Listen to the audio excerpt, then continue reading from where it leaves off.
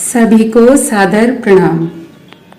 आइए आज हम सभी समझेंगे आध्यात्मिक कायाकल्प करने वाली उच्च स्तरीय चांद्रायण कल्प साधना के विषय में।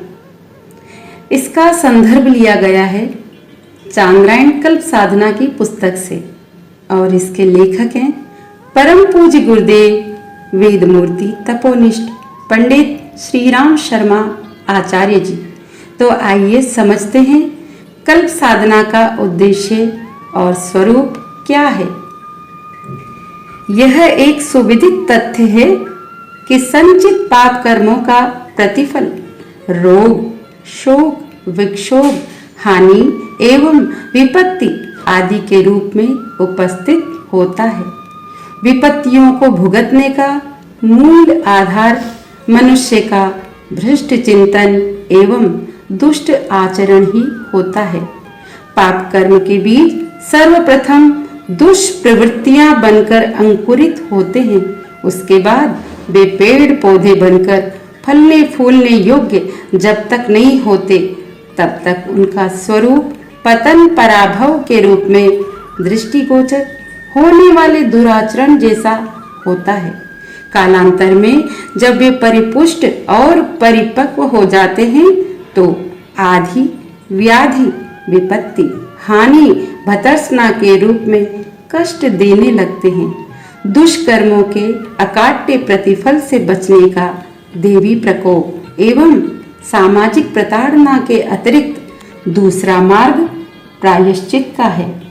इसका आश्रय लेकर मनुष्य आत्मशोधन और आत्म परिष्कार का दोहरा प्रयोजन एक साथ पूरा कर सकता है। प्रगति पथ पर चलने के लिए व्यक्ति को तप साधना करनी पड़ती है। उसके दो ही स्वरूप हैं। पहला है आंतरिक अवरोधों से पीछा छुड़ाया जाए और दूसरा है आत्मबल पर आश्रित अनुकूलताओं को अर्जित किया जाए। यही है आत्मिक पुरुषार्थ का एकमात्र और वास्तविक स्वरूप। यात्री को एक पैर उठाना और दूसरा पैर बढ़ाना पड़ता है। उठाने का तात्पर्य है कुसंस्कारों को छोड़ा जाए, उसके लिए कठोर तप किया जाए। बढ़ाने का अर्थ है सत्प्रवृत्तियों को स्वभाव एवं आचरण में घुला दिया जाए। कच्ची धातुएं अपनी सामान्य स्थिति में प्रयुक्त नहीं होती, उन्हें बहुमूल्य उपकरण के रूप में परिवर्तित करने के लिए प्रचंड ताप की भट्टी द्वारा गलाई ढलाई करनी पड़ती है। गलाई को तप और ढलाई को योग कहते हैं। कल्प साधना में तप और योग दोनों का ही समावेश है।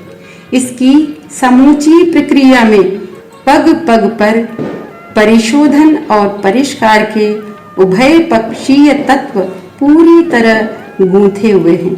आइए अगली चर्चा अगले ऑडियो में हम सभी करते हैं। आप सभी को प्रणाम।